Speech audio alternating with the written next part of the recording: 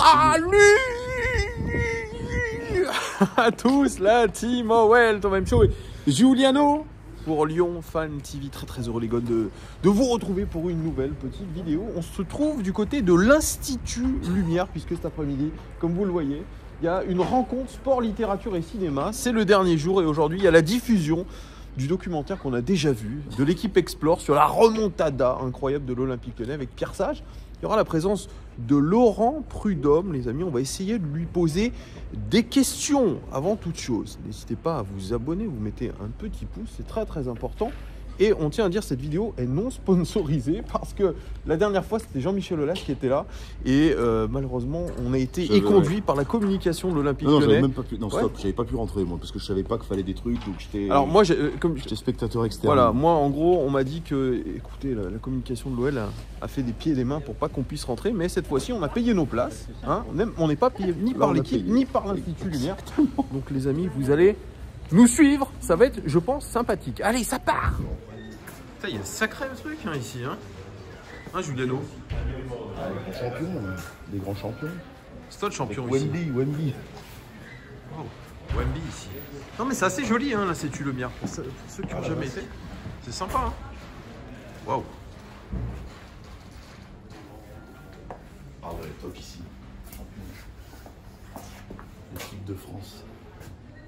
Magique.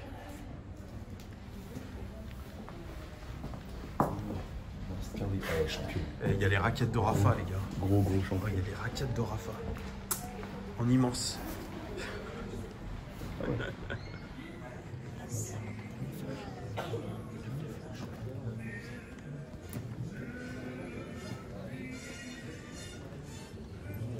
Il y a le film, mais pas que. Bah non, regarde, il y a Brian De Palma, il y a tout un tas de conneries là en plus, donc on en a pour 3 heures. Bon, les amis, on va voir la remontada en 4K quand même, c'est fou. On l'a déjà vu. Ça a mal vieilli quand même hein, depuis. Hein. C'est bizarre ça de se faire une séance quand même sur un truc de l'année dernière avec le coach qui est plus présent. Un an de retard. C'est ouf, hein. C'est ouf. Hein. Un an après. Un an après. Un an après le début de l'ère Pierre Sage. Incroyable. Quasiment. Quoi. Qui aurait dit qu'on se retrouve un samedi après-midi au cinéma pour aller voir la remontada de l'OL. Surtout que je l'ai vu au mois de septembre, à peu près, au mois d'août, non? Ouais, c'est ça, quand il est sorti. Bon, c'était en 2K. Et là, c'est en 4K. Spécialement aux supporters de l'Olympique Lyonnais. Ouais. Et aussi les supporters de l'AS Saint-Étienne. Il y en a un qui est là. Voilà, Jean-Philippe Leclerc. Oh là. Puisque nous avons quelques éminences du journal L'équipe qui sont là. Vincent Duluc, Benoît Norman qui en fait partie. Qui hier nous a fait un très bon commentaire, une très bonne promenade à travers les unes de 2024, qui est aussi, quand on regarde un best-of des unes de l'équipe d'une année, ben c'est le best-of du sport dans l'année. Et on parlait tout à l'heure avec Vincent Duluc, je veux dire que quand même dans quelques journaux nationaux, la place du sport est de plus en plus réduite et que c'est pas normal, et c'est surtout pas normal au regard de l'importance que le sport continue d'avoir dans la vie quotidienne des gens, dans la passion des gens, dans l'émotion que ça suscite. C'est aussi une des raisons pour lesquelles on a voulu créer ces rencontres autour du sport, de la littérature et du cinéma, parce qu'il y a quelque chose qui font se ressembler la création artistique, les arts traditionnels, la littérature, la musique, la peinture, le cinéma, mais aussi une autre forme de création qui est celle du geste sportif, celle de ces figures qui se sont imposées spécialement au cours du XXe siècle, et puis déjà, il y a déjà 25 années du XXIe siècle, et déjà là. Alors, comme il est de tradition, pour commencer, Benoît Emmerman a choisi 2 livres, puisqu'il y a un salon du livre sur lequel, il y a un an, quand on évoquait l'OL, on n'était pas complètement sûr de l'issue de la fin de la saison. Donc on ne s'est pas revu depuis un an. Or, c'est après que ça s'est passé, quand à partir du mois de la fin de l'année et du mois de janvier, l'équipe a connu un parcours très extraordinaire avec Jean-Philippe Leclerc et avec Jean-Baptiste Renet, voilà, son nom qui me revient. On a décidé de vous montrer c'est le documentaire que l'équipe produit, l'équipe explore, il y a des choses. Allez sur le site, c'est très très impressionnant la manière dont des petits, si j'ose dire, documentaires disent beaucoup et d'une autre manière que par la grâce de la plume de ces rédacteurs, ce qu'est le sport contemporain. Et puis, ce film-là a été en partie, enfin il va nous expliquer, coproduit par l'OL, l'OL qui connaît elle-même des soubresauts particuliers, comme quoi une équipe, c'est sur le terrain, c'est en dehors du terrain, c'est tout ça, mais ça fait partie de ces ingrédients humains dont Robert Aldrich nous a parlé ce matin avec 2 filles au tapis. C'était des histoires d'argent, des histoires d'amour, des histoires de sport, des histoires de public, tout ça c'est un peu la même chose. C'est pour ça qu'on est quand même content aussi de recevoir, même si une certaine tristesse s'est emparée des supporters à l'annonce du départ de Pierre Sage et une certaine joie à l'annonce de l'arrivée de Paulo Fonseca. On verra tout ça, mais pour l'instant, pour présenter ce film, je vous demande d'accueillir Laurent Prudhomme, le directeur général de l'Olympique Lyonnais.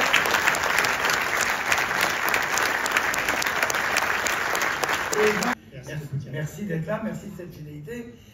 Également à Florent Deglia, parce qu'il y a une fidélité, oui, à ce festival de la part de l'Olympique Lyonnais qui nous touche beaucoup, ce qui me permet aussi de remercier les autres partenaires. Babola, qui fête ses 150 ans cette année, qui nous a amené un beau film sur Stan Smith, Amos, l'école de management. Ouais, je me revois encore, il y a un an, j'étais assis là-haut, tu m'avais très gentiment cité, mais je venais d'arriver. Et je me faisais la réflexion là tout à l'heure en revenant, en disant qu'est-ce qui s'est passé depuis un an. J'ai l'impression d'avoir vécu 10 vies. Et j'ai surtout eu la chance, et vous allez le voir dans ce documentaire, d'avoir vécu des moments, tu parlais là d'histoire d'hommes, c'est vraiment ça. C'est qu'on a vécu des histoires d'hommes absolument incroyables. Effectivement, il y a un an, moi, quand j'arrive, on était dernier du championnat. Tu as cité pas mal de journalistes de l'équipe. Moi, j'ai eu la chance de travailler à l'équipe effectivement pendant 3 ans, et je venais de l'équipe, et à ce moment-là, je lisais tous les jours dans le journal, ou je regardais tous les jours les émissions de l'équipe qui nous expliquaient à quel point l'Olympique Lyonnais n'avait aucune chance, parce que toutes les statistiques le montraient, de ne pas être relégué. L'équipe était aussi dirigée par un type de Saint-Etienne, donc c'est peut-être pour ça. Et voilà, et effectivement, on était dernier. Alors c'est marrant parce que tu vois, demain on sera à Marseille, on va jouer face à l'Olympique de Marseille, et effectivement, ça a été mon premier match en tant que directeur général, le match que l'on a rejoué après cette rencontre de triste mémoire où Fabio Grosso a failli perdre un œil, on en parlera. Et effectivement, on était dernier du championnat, on était à la 14e journée, on avait 7 points. Et ce match de Marseille, on va le voir, c'était pas très bien passé, on était assez mauvais, on a perdu 3-0. Et je me souviendrai toute ma vie, Jean-Pierre Papin était assis à côté de moi, et à la fin du match, me tape sur la cuisse en me disant « Ils sont nuls. Ils sont vraiment nuls, et c'est sûr, vous allez être relégués. » Alors avec l'accent, je ne fais pas bien l'accent. Et là, je peux dire que c'est le seul moment en un an, maintenant ça fait 15 mois, où je me suis dit, mais qu'est-ce que j'ai fait? J'étais peinard, j'étais directeur général de l'équipe, il y avait les Jeux Olympiques qui arrivaient, on était bien, on était à Paris, tout se passait bien. Et pourquoi j'ai fait ce choix-là? Et j'ai fait ce choix-là pour le film que vous allez voir. Voilà, j'ai vécu, et je le dis avec beaucoup d'émotion, j'ai vécu, et on a tous vécu, parce que c'est vraiment une histoire d'un groupe, une histoire absolument hors norme. Moi, j'ai eu la chance de travailler pendant 25 ans dans les médias et le sport. On a fait des choses incroyables à l'équipe, j'ai travaillé avant chez Eurosport, TF1, Canal, mais là, ce genre d'émotion, j'ai jamais vécu ça de ma vie. Et je pense qu'il n'y a que le sport, et c'est un peu, c'est l'une des raisons que j'ai voulu, pour lesquelles j'ai voulu faire ce pas, c'est que, en fait, j'ai été, je pense, observateur du sport pendant 25 ans. Et là, je voulais comprendre ce que c'était qu'être un peu acteur. Moi, je ne joue pas, mais je l'ai bien compris. Je voudrais qu'on remercie beaucoup.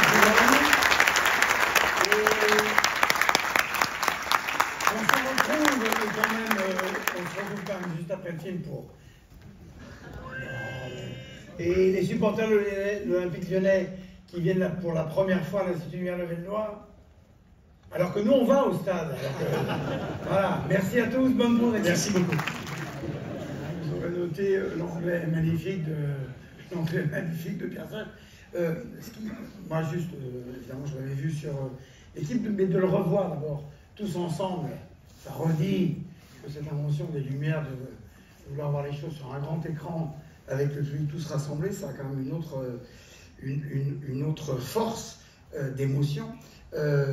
Et de voir qu'évidemment l'équipe au bout, là, c'est aussi pour ça qu'on fait ce festival, des stars, des joueurs qui gagnent beaucoup d'argent, des gens qui ils sont comme des enfants qui veulent gagner en bas de l'immeuble. Parce qu'il y a des enjeux, quoi. Effectivement, ça fait partie des choses qui, à mon avis, font le charme de ce documentaire, mais en le revoyant moi aussi une 16e fois, je me disais que c'était un documentaire, mais ça peut très bien être de la fiction. Voilà, cette semaine, il y a eu de la fiction et du documentaire, parce qu'il y a un scénario qui est absolument dingue, des personnages principaux, secondaires, des héros qui se révèlent. Donc c'est aussi ça, je trouve, qui fait le sel de cette histoire. Et puis je me faisais aussi une réflexion, il y a un cliché vraiment éculé qui dit qu'en football tout va très vite, mais c'est vrai qu'en les revoyant, je me dis qu'il y en a quand même pas mal de ces personnages qui sont déjà plus là. Mais c'était aussi ça qu'on voulait raconter, c'était vraiment ce qui fait le charme du foot, ces éternels rebondissements, et que d'une saison à l'autre on ne retrouve pas toujours les mêmes personnes, mais qu'il y a souvent des émotions assez incomparables. Oui, le truc s'appelle sport collectif. Benrahma vient d'arriver, il est tout de suite dans l'équipe, il est tout de suite au bord du terrain avec les autres, comme s'il était natif. Parce que quand même on sent qu'il il est déjà parti. Et il est déjà parti. Ouais, pour rebondir sur ce que tu disais, Jean-Baptiste, moi il y a deux choses là, qui m'ont marqué en regardant à nouveau ce documentaire. C'est la réaction de Corentin Tolisso. Et il le dit à la fin, c'est quand même quelqu'un qui a été champion du monde, c'est quelqu'un qui a gagné la Ligue des Champions, c'est un joueur qui a été champion et qui saute comme un gamin parce qu'on est qualifié en Europa League. Et ça, moi, ça me touche encore. Et je l'ai vu, et une anecdote, en fait, à la fin de ce match face à Strasbourg, je me retrouve dans les vestiaires, et on était avec Corentin et Alex Lacazette, et en fait, Alex n'avait pas compris qu'on était qualifié en Europa League. Donc, et on a dû lui expliquer, et il ne comprenait pas. Donc, c'est voilà, cette joie pour ces joueurs qui ont tout connu, et de se qualifier pour la deuxième Coupe d'Europe. Et je l'ai revu aussi, ce documentaire-là, avec le cœur qui palpitait, parce que je me disais en même temps, mais exactement ce que tu dis, qu'est-ce qui va nous arriver cette année? Et alors, on parlera de ça après. Mais il y a un léger sujet. Mais Vincent? Mais moi, en fait, je suis marqué par deux choses. D'une part, je l'avais vécu de l'intérieur, mais moins de l'intérieur que certaines de ces images-là. C'est une saison absolument incroyable à raconter. J'ai dû suivre l'OL à peu près 30 ans sur les 35 dernières années, ou 30 saisons sur les 35 dernières années. Et c'est sans doute une des saisons dont je me souviendrai le mieux, le plus, et qui a été absolument incroyable au niveau de la... On va dire, ce club a toujours eu des ressources narratives assez considérables, mais la saison dernière, il a encore dépassé tout ça. L'autre chose qui me marque, c'est le côté testamentaire un petit peu de ce documentaire, parce qu'il prend un autre sens cette semaine, puisque Pierre Sage a été évincé, ce qui est l'actualité des clubs, ce qui est des choses qui arrivent, quel que soit le jugement qu'on ait dessus. Voilà. Moi, j'ai un jugement personnel, ou qui parfois est public, mais en attendant, voilà, c'est pas la question.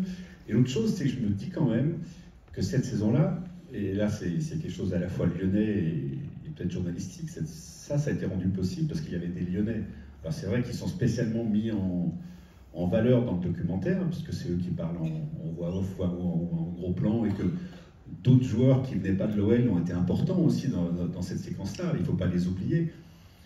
Mais c'est pour ça que je pense que ça a aussi de valeur testamentaire aussi par rapport à ça. Parce que je pense que le modèle de Lyon, qui est un modèle qui correspond au foot moderne, on en parle des fois avec Laurent, ça ne va pas tout à fait vers ça, parce que d'une part, il y aura de moins en moins de Lyonnais, et puis le modèle de la formation, et là ça remonte avant la nouvelle équipe, hein, c'était parti avant, le modèle de la formation est plus ce qu'il était. Donc je pense que ce qu'on a vu là, ces ressources-là, ces gens qui pleurent parce que c'est leur club, et la scène avec Cherki, elle est assez incroyable à la fin, on le reverra plus jamais, voilà. Ce qui est frappant aussi, c'est que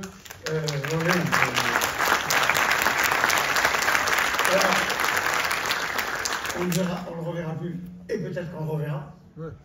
Oui, dans 10 ans, dans 15 Ouais. ans, je ne sais pas. Mais ce qui est frappant, c'est que là aussi, sur le cliché, sur les joueurs, et d'ailleurs dans le sport, c'était souvent M. Ramirez et les boxeurs, mais Corentin Tolisso est un type qu'on écouterait parler des heures, que tous ces gens qui s'expriment, Maxence, tout ça, tous ces gens qui s'expriment font preuve d'une articulation, pas seulement de pensée, mais en effet on est qui, on est dans quoi tous ensemble. C'est justement un peu, je trouve, la valeur de ces documentaires en immersion, c'est que ça montre des facettes de ces personnages, parfois insoupçonnés, on les voit s'exprimer tout de suite après le match dans des conditions qui ne facilitent pas pour avoir un propos structuré, intéressant.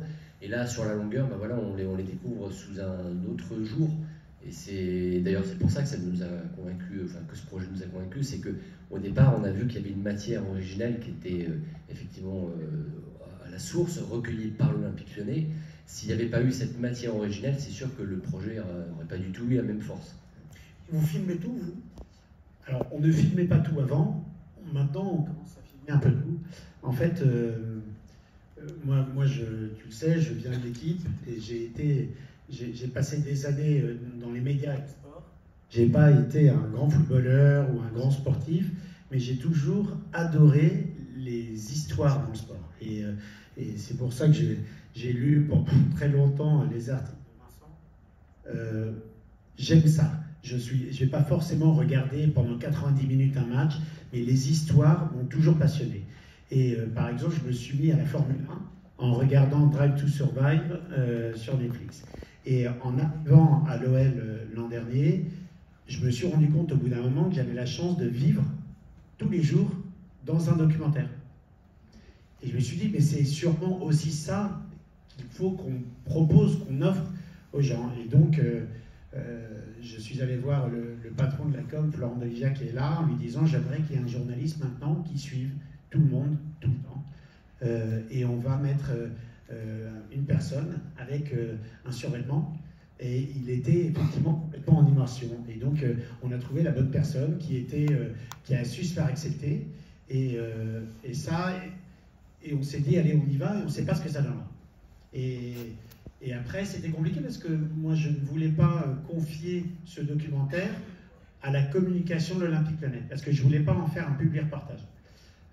Et donc, je suis allé voir 2 producteurs différents, et j'en ai choisi un en particulier, et ITV. En fait, je les ai choisis pour 2 raisons. La première, parce que je les connaissais personnellement, et notamment Damien Piscarel, qui produit le documentaire, avait fait un documentaire qui avait été diffusé il y a 2-3 ans, 3-4 ans même, sur la chaîne L'Équipe, sur Lens. Et donc c'était vraiment un documentaire sur l'intérieur en immersion. Et la deuxième raison, c'est que ITV, moi je pensais qu'ils auraient pu aller voir des grandes plateformes, Netflix, Amazon, ils sont allés les voir.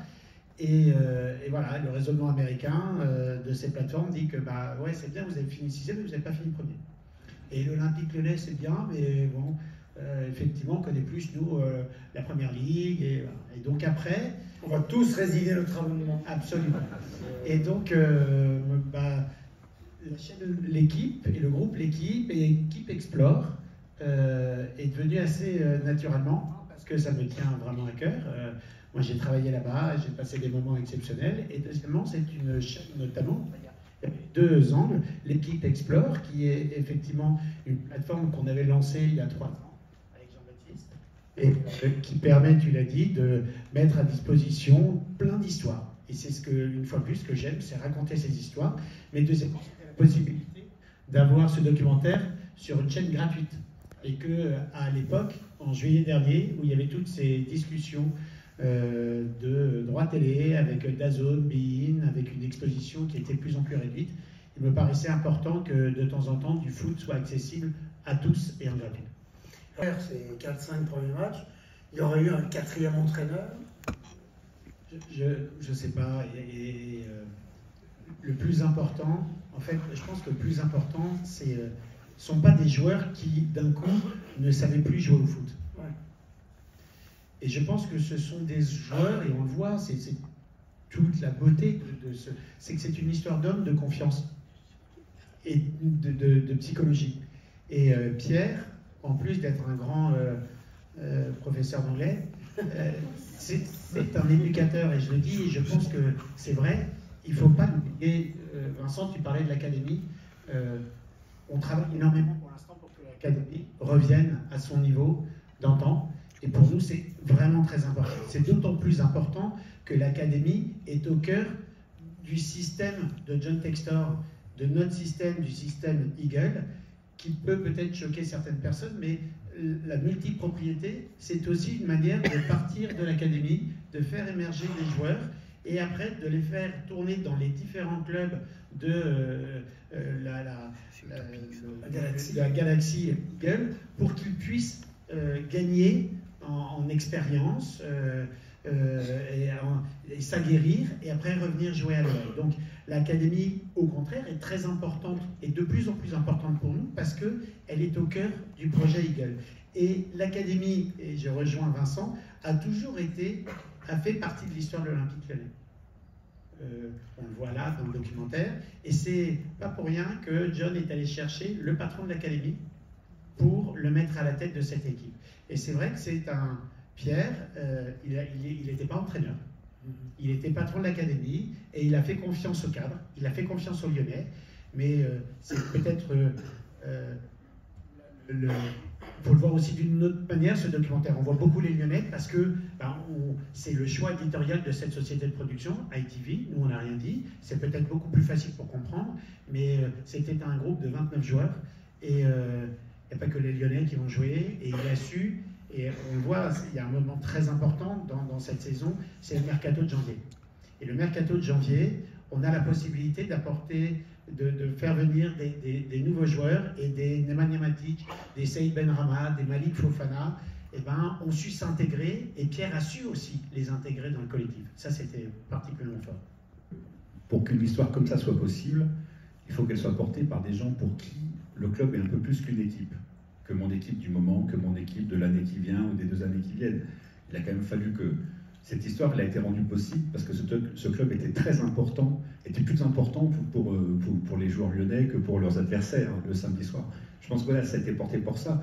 Et c'est vrai quand on a des souvenirs de l'OL de ces 30 dernières années, on s'inquiète un peu de la perte d'identité avec le nouveau modèle. C'est quelque chose qui est général dans le foot mondial et qui n'est pas propre à Lyon.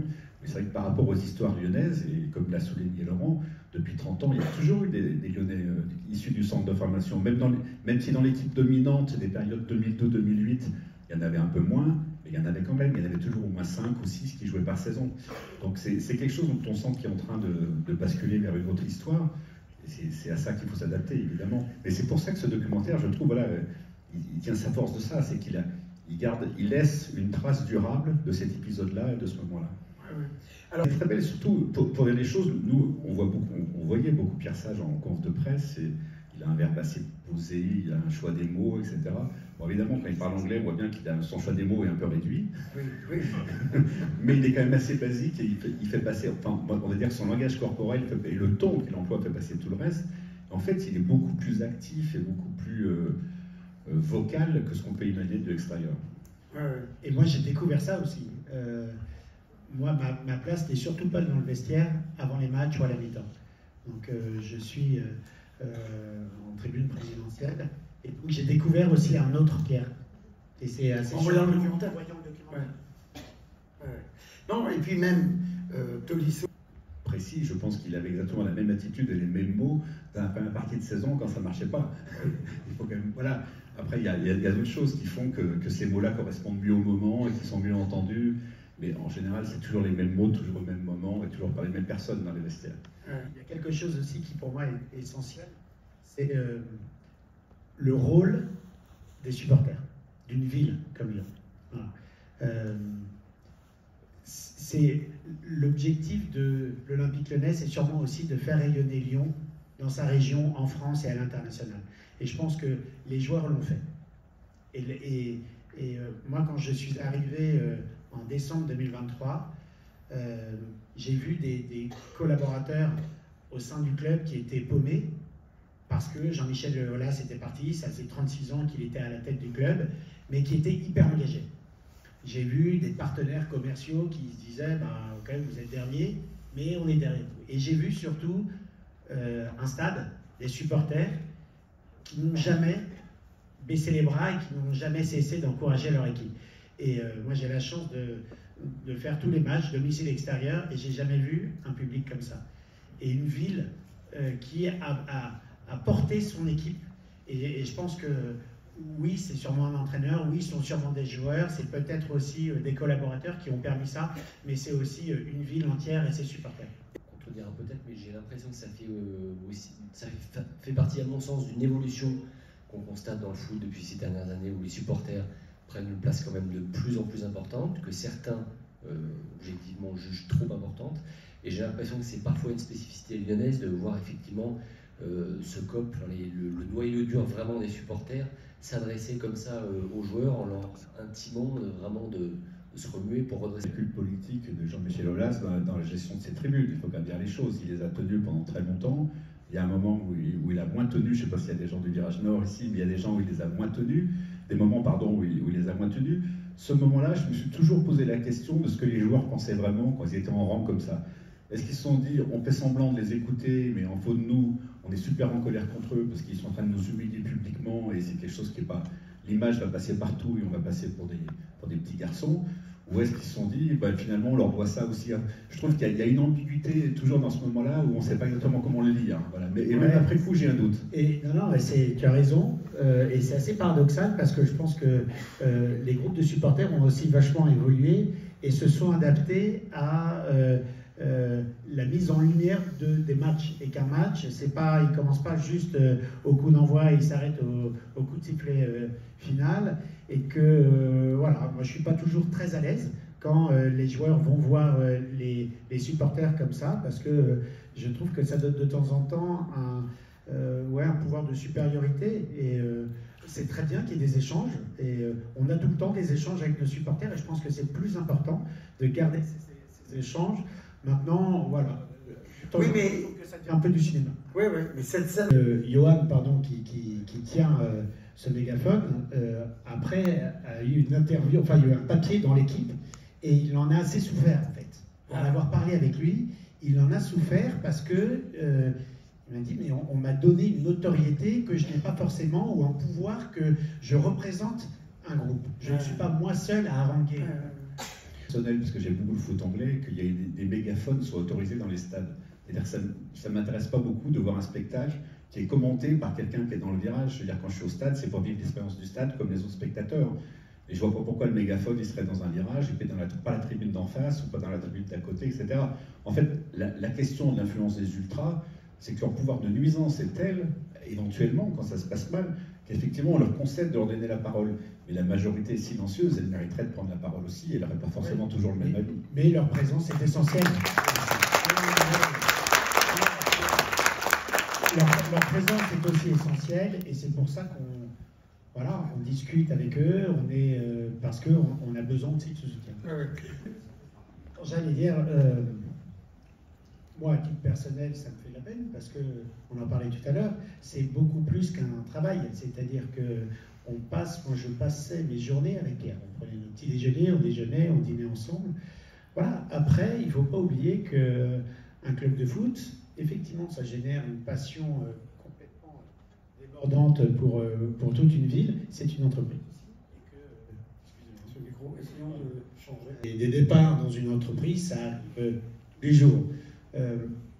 Voilà, je pense qu'il faut aussi voir le verre à moitié plein. C'est juste exceptionnel ce que Pierre a vécu. C'est exceptionnel d'avoir, et que John Textor ait eu ce coup de génie. Moi j'étais un tout petit peu choqué, je veux dire, de la une de l'équipe quand Pierre a été sorti, parce qu'ils ont titré coup de folie. Je trouve que c'est pas très objectif, on est plus... C'était pour faire le contraste avec Sage, voilà. D'accord. Mais je pense surtout que John a eu un coup de génie, en allant chercher effectivement le patron de l'académie, en le mettant à la tête de cette équipe et en lui donnant les clés. Voilà. Maintenant, et on ne va pas faire ce soir ou aujourd'hui un cours d'économie, mais effectivement, le foot français traverse une crise économique sans précédent. Et que, je vais vous dire, malheureusement, la qualification en Ligue des Champions n'est plus une option pour un club comme l'Olympique Lyonnais. Et donc, quand vous êtes propriétaire d'un club de foot, que vous investissez des centaines de millions d'euros, et que malheureusement, et que l'ambition est d'être à minima dans le top 4 ou être qualifié en Ligue des Champions, et que malheureusement, on n'arrive pas à battre les équipes du top 4 ou du top 5, voilà, c'est pas la faute d'un homme, mais comme ce documentaire, c'est pas la réussite d'un homme. Je pense qu'il faut faire très attention. Moi, j'ai une reconnaissance infinie pour Pierre, parce qu'on a vécu des choses exceptionnelles. Il a apporté effectivement un discours, mais on voit que de temps en temps, il y a aussi des ressorts psychologiques qu'on n'arrive peut-être pas à retrouver d'une saison à l'autre. Donc, cette remontée historique de la 18e à la 6e place, c'est en grande partie dû à Pierre, mais c'est aussi grâce à l'ensemble des joueurs, à l'ensemble du staff médical, aux collaborateurs, à John Textor également, qui a su aussi investir massivement. Et voilà, et que malheureusement, quand les choses vont un tout petit peu moins bien, et c'est pas catastrophique, mais ça va un tout petit peu moins bien, et ben on peut pas, il est hors de question d'aller changer toutes surtout qu'on est interdit de recrutement à l'heure actuelle. Donc voilà, c'est une très belle aventure, je pense, pour Pierre, et moi je suis persuadé qu'il va avoir de magnifiques aventures. J'ai l'impression d'être dans la peau d'un proviseur, avec des professeurs qui notaient des élèves. Maintenant, j'ai l'impression d'être ce proviseur est devenu parent d'élèves, et les élèves ont un carnet quotidien. Et que tous les jours, on a des notes, on a des bons points, plutôt des mauvais points. Et c'est très dur, je pense, pour des joueurs, pour un staff, de vivre avec cette pression-là. Après, ils sont payés, tu l'as dit, pour ça. Mais c'est vrai qu'on se rend compte que vous connaissez tout sur l'Olympique Lyonnais, toutes les coulisses. Et c'est très bien maintenant, les clubs, de devenir responsables, de ne pas juste dépendre des droits télé, mais de créer nous-mêmes nos propres revenus. Et il y a plusieurs modèles de multipropriété. Soit vous avez, et je vais prendre juste un exemple, Strasbourg, qui fait partie d'une multipropriété avec Chelsea. Et effectivement, quand vous êtes supporter de Strasbourg, bah, c'est compliqué parce que vous n'êtes qu'un club, j'allais dire, satellite, et que vous pensez que vos propriétaires ne vont pas forcément investir pour devenir champion de France, mais uniquement pour aller alimenter Chelsea. À la différence, notre système de multipropriété est un système pas pyramidal comme ça, mais horizontal. C'est-à-dire qu'il n'y a pas un club qui est au-dessus des autres. Et que moi, par exemple, je ne vais jamais vous demander, jamais, d'être supporter de Botafogo ou de Molenbeek. Mais la chance, c'est que, voilà, on critique beaucoup John Textor, mais c'est quelqu'un qui, contrairement à d'autres présidents plutôt de la région parisienne, qui annoncent depuis une douzaine d'années qu'il était champion, lui, il a récupéré Botafogo il y a 2 saisons, qui était en 2e division, en faillite, et cette saison, ils sont champions du Brésil, et ils ont gagné la Copa Libertadores. Et la force de ça, c'est que leur saison s'est arrêtée en décembre, et les joueurs, les attaquants, grâce à ces 2 titres, ont pris énormément de visibilité, de valeur. Ils sont vendus, ou ils sont venus en prêt avec Thiago Almada chez nous, et ça vient renforcer l'Olympique Lyonnais. Donc ce système de multipropriété horizontale, il est responsable, parce que moi je suis très fier qu'on essaie de créer nous-mêmes nos propres revenus, et je préfère ça plutôt qu'un État plutôt du Moyen-Orient vienne chaque année faire des chèques de 250 millions pour aller couvrir les pertes et créer une distorsion de concurrence. Et deuxièmement, ça permet aussi, comme je l'ai dit tout à l'heure, à notre académie de sortir de jeunes joueurs, d'aller gagner en expérience et de revenir à Lyon en étant beaucoup plus fort. Donc, Pourquoi? Vas-y, suis-moi.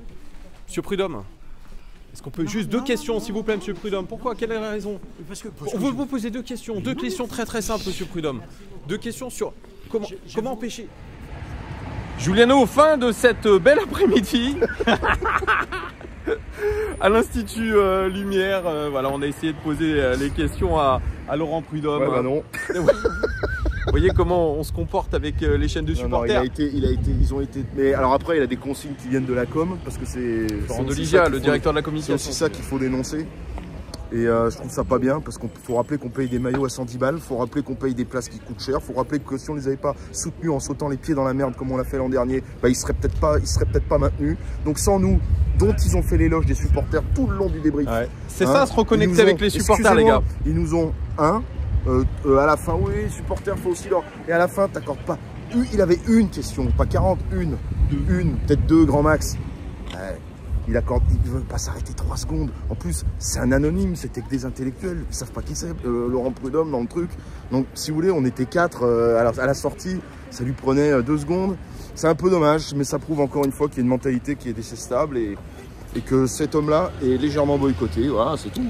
N'hésitez pas, les amis, à mettre votre pouce. Et puis, mettez vos commentaires aussi. On attend vos commentaires. Merci à tous de nous avoir suivis. Et à très très vite pour de nouvelles aventures dès demain contre Marseille. Ciao. Bye.